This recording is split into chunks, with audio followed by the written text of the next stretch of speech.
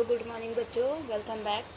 अब हम देखिए ये मैथमेटिक्स 4 में क्लास 10th के लिए चैप्टर 5 का एक्सरसाइज 5.3 का क्वेश्चन नंबर 4 है। इससे पहले के सारे क्वेश्चंस कंप्लीट हो चुके हैं मेरे प्रीवियस वीडियोस में, तो आप उन क्वेश्चंस को करने के लिए मेरे वीडियोस देखिए। ओके, अब देखिए क्वेश्चन नंबर 4 है। इसमें क्या पूछा गया है आपसे, how many terms of the AP 9, 17, 25 ... must be taken to give a sum of 636। ठीक है, मतलब कितने टर्म्स होंगे इस AP के, या कितने टर्म्स हमें इस AP के लेने पड़ेंगे जिसका सम 636 आना चाहिए। तो देखिए हम ये जो पहले AP है इसको हम पहले लिख लेते हैं। ये AP क्या है, 9, 17, 25 एंड सो ऑन। ठीक है, तो ये एक इनफाइनाइट AP है, लेकिन इसको हम फाइनाइट कैसे कर देंगे, क्योंकि उन्होंने हमको बोला है कि 636 उसका सम आना चाहिए, हमको सिर्फ उतने ही टर्म्स लेने हैं। तो हम इन शॉर्ट n टर्म्स ले रहे हैं और उन n टर्म्स का सम है 636। तो Sn क्या हो जाएगा, Sn हो जाएगा 636। हम ये मान के चलेंगे, let 636 is the sum of n terms का वो सम है। तो Sn क्या हो जाएगा, 636। और AP की हेल्प से, ये तो मान लीजिए आपका सम आ गया, AP की हेल्प से हमने A निकाल लिया 9 एंड D आपका हो जाएगा 17 - 9 दैट इज इक्वल टू 8। ये आपका D हो गया। ठीक है, ठीक है, ये इतना सब निकल गया, ये आपका A हो गया, ये आपका D हो गया। ठीक है, अब हमको क्या निकालना है, n, और हमारे पास सम है। ठीक है, तो सम आपके पास कितना है, Sn is equal to n/2 2a plus n-1 into D। ठीक है, सम कितना दिया हुआ है, 636 and we need to find, and here 2 is 9, so sorry a is 9, so 2 into 9 plus n-1 and D is 8। Okay, so 636 into 2, ये यहाँ division में, वहाँ जाएगा तो मल्टीप्लाई में हो जाएगा। Okay, n 2 into 9 18, 18 plus 8n-8। Okay, ये कितना हो जाएगा, 12, 7 ये। ठीक है, अब ये कितना हो गया, n 18 - 8 10, 10 प्लस 8n, सो 10n प्लस 8n स्क्वायर। यहाँ पे क्वाड्रेटिक इक्वेशन बन रही है। ठीक है, यहाँ पे क्या हो रहा है, क्वाड्रेटिक इक्वेशन बन रही है। तो ये इक्वेशन कैसे हो जाएगी, ये हो जाएगा, इसको हम इस तरफ लाएंगे तो ये माइनस में हो जाएगा। तो इसको हम कैसे लिख सकते हैं, 8n square plus 10n minus, ठीक है, इसको हम इस तरफ लाए हैं। ये तो हमने क्या किया ना, इक्वेशन को रिवर्स कर दिया। ठीक है, ऐसे ये इन दोनों को यहाँ पे लिख दिया और ये इस तरफ लाए तो माइनस में हो गया।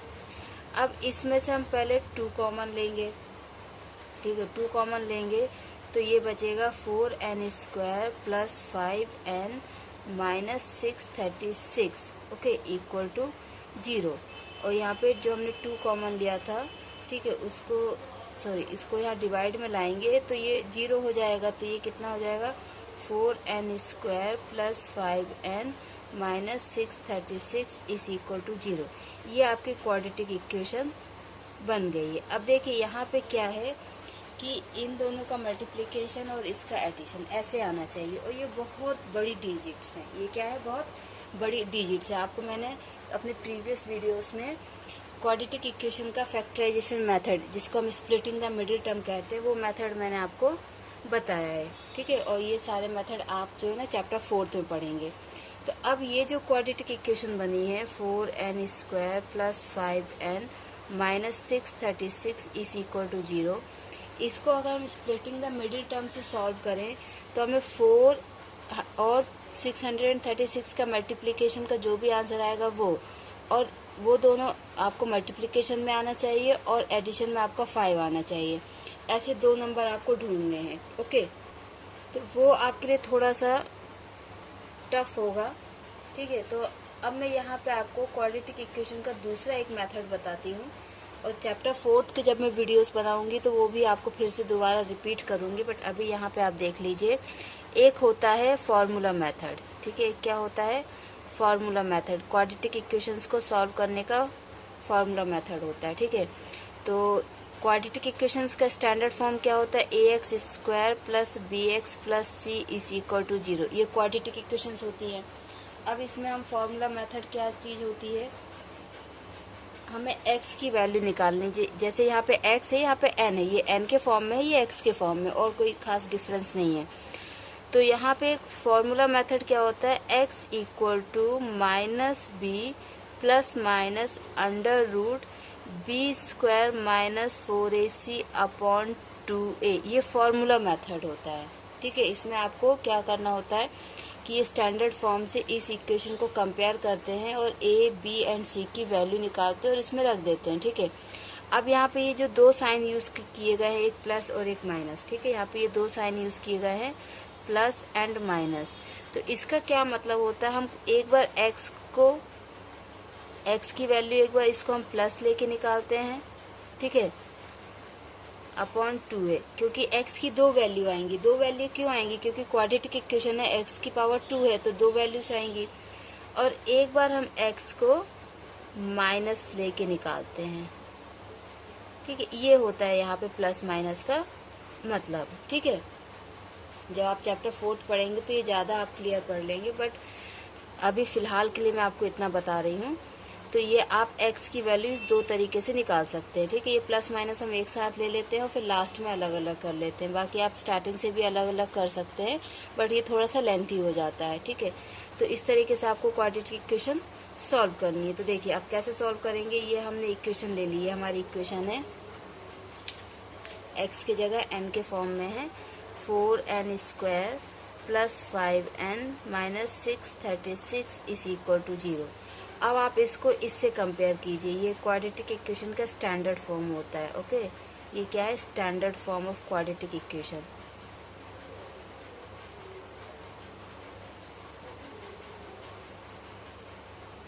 ठीक है, क्वाड्रेटिक इक्वेशन का ये स्टैंडर्ड फॉर्म है। तो आपका a क्या हो जाएगा 4, b is 5 and c is minus 636। ठीक है, अब आप क्या करेंगे, उस फॉर्मूले में वैल्यू पुट कर देंगे। फॉर्मूला क्या है, minus b plus minus under root b square minus 4ac upon 2a। जैसे कि मैं हर बार आपसे कहती हूँ, जब भी आप क्वेश्चन सॉल्व कीजिए, जो भी फॉर्मूला उसमें यूज़ हो रहा है उस फॉर्मूले को ज़रूर लिखिए, क्योंकि आपको फॉर्मूले याद भी हो जाएंगे और एग्ज़ाम के पॉइंट ऑफ व्यू से ये आपके लिए बहुत बेनिफिशियल है। Okay, so minus 5 plus minus 5 square minus 4 into minus 636, okay, upon 2 into 4। So x is equal to minus 5 plus minus, अंदर क्या हो जाएगा, 5 का स्क्वायर 25, ओके, और 4 इंटू 4, 4 इज 16 इंटू 3 36। ठीक है, तो ये देखिए, ये एक माइनस है और ये एक माइनस, ये दो माइनस है ना, एक माइनस ये है, एक माइनस ये है, तो ये क्या हो जाएगा, माइनस माइनस प्लस हो जाएगा। तो यहाँ पे क्या आएगा आपका प्लस, इन दोनों को मल्टीप्लाई करेंगे, सो 10176। ठीक है, आप चेक कर सकते हैं मल्टीप्लाई करके, अपॉन 8। ठीक है, ये आ गया। अब क्या होगा, x is equal to minus 5 plus minus under root 25 and ये 10,176, इसको ऐड करेंगे तो कितना आ जाएगा, 10201 अपॉन 8। अब यहाँ पे आपको इसका रूट लेना पड़ेगा, यहाँ पे क्या करना पड़ेगा, इसका आपको रूट लेना पड़ेगा, और रूट आएगा एलसीएम की हेल्प से। आप इसका एलसीएम लेंगे, उससे आपको रूट मिल जाएगा। ओके, तो इसका एलसीएम लिया और इसका रूट आएगा 101 अपॉन 8। ठीक है, अब देखिए, एक बार हम प्लस साइन लेते हैं, ये जो प्लस माइनस दोनों लगे, तो एक बार हम प्लस साइन लेते हैं और x की वैल्यू क्या आएगी, माइनस 5 प्लस 101 अपॉन 8। ओके, सो 101 में से आपको 5 क्या करना है, माइनस करना है, तो आपका आंसर क्या आ जाएगा, 96 अपॉन 8 और ये आ जाएगा आपका कितना 12। ठीक है, तो x की वैल्यू क्या हो गई आपकी 12। ओके, जहाँ पे हम x की जगह ये आपका n है। ठीक है, तो n की वैल्यू क्या आ गई 12। और अगर हम माइनस साइन लेते हैं तो आपका क्या आ जाएगा, ये -106/8। इसको हम कैंसिल करेंगे तो ये आएगा 53/4। ठीक है, तो ये इस केस में क्या है कि n आपका आ रहा है 53/4, वो भी एक तो फ्रैक्शन में, दूसरा नेगेटिव। दैट मीन्स ये n की वैल्यू नहीं हो सकती, ये n की वैल्यू नहीं हो सकती। तो n की वैल्यू क्या होगी 12। ठीक है, तो n की वैल्यू क्या होगी 12। देखिए, इस क्वेश्चन को सॉल्व करने के लिए आपको क्वाड्रेटिक इक्वेशन सॉल्व करना आना चाहिए। और देखिए यहाँ पे इस क्वेश्चन से आपको ये समझ में आ गया होगा कि स्प्लिटिंग द मिडिल टर्म या फैक्टराइजेशन मेथड, जो चैप्टर 4 में क्वाड्रेटिक इक्वेशन को सॉल्व करने का मेथड है, वो बड़ी वैल्यूज़ के लिए इतना ज़्यादा सूटेबल नहीं होता है। तो उसके लिए हमें फार्मूला मेथड भी आना चाहिए। और एक मेथड और होता है कंप्लीटिंग द स्क्वायर मेथड, लेकिन formula method and splitting the middle term ज़्यादा यूज़ होता है। ठीक है, तो अच्छा, यहाँ पे मैंने आपको डायरेक्ट लिख दिया था कि ये 10201, इसका एलसीएम आपको नहीं बताया। ठीक है, तो ये एलसीएम आप देख लीजिए, वैसे तो आप सबको आता है, फिर भी आप देख लीजिए। यहाँ पे देखिए लास्ट में 1 है तो ये 2 से तो नहीं जाएगा। जिसको डिजिबल टेस्ट आते हैं उनके लिए बता रही हूँ, ये लास्ट में 1 है तो ये तो नहीं जाएगा। बट हम इस यहाँ पे डिजिबल टेस्ट अप्लाई करते हैं 3 का, तो 1 + 2 + 1, ठीक है, कितना हो रहा है, ये 4 हो रहा है। दैट मीन्स ये 3 से भी नहीं जाएगा।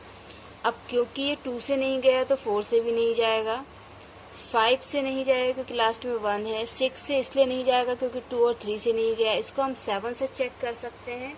ठीक है, तो देखिए यहाँ पे हमने सारा कुछ चेक कर लिया कि ये 1 2 3 4 5 6 7 से आपको डिवाइड करके देखना पड़ेगा, उसका डिजिबल टेस्ट देखते हैं।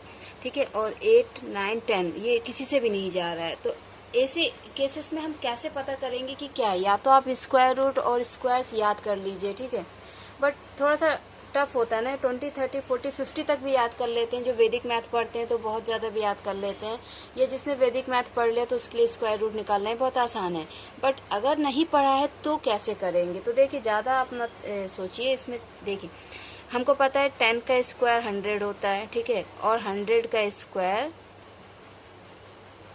ये 10,000 होगा। और ये कितना है, 1 1 10 100 1000 10,000। ये क्या हो रहा है कि 100 से ऊपर है। ठीक है, इसका स्क्वायर रूट जो भी है वो 100 से ऊपर है। ठीक है, अब सिर्फ 201 इसमें एक्स्ट्रा है, तो आप 100 0 इन दोनों का मल्टीप्लाई एक बार जल्दी से करके देख लीजिएगा, तो क्योंकि बहुत सिंपल है। ठीक है, क्योंकि डिजिट्स ही ऐसी हैं कि बहुत सिंपल आपके लिए मल्टीप्लिकेशन होगा। तो ये आपका आंसर आ गया, फर्स्ट अटैम्प्ट में ही हमको आंसर मिल जाएगा। तो इस तरीके से आप थोड़ा सा ट्रिक यूज़ करके निकाल सकते हैं, क्योंकि हमने क्या किया, 1 से लेके 11 तक के डिजिबल टेस्ट अप्लाई किए और हमने देखा कि ये किसी से नहीं जा रहा है। ठीक है, तो इन दैट केस हम थोड़ा सा क्या करेंगे कि जैसे नॉर्मली हमको 10 100 15 20 30 इनके स्क्वायर्स आसानी से याद हो जाते हैं, तो उनसे कंपेयर करके हम ये एक एस्टिमेट लगा सकते हैं कि किसका स्क्वायर रूट हो सकता है, और आप तुरंत चेक कर लीजिए।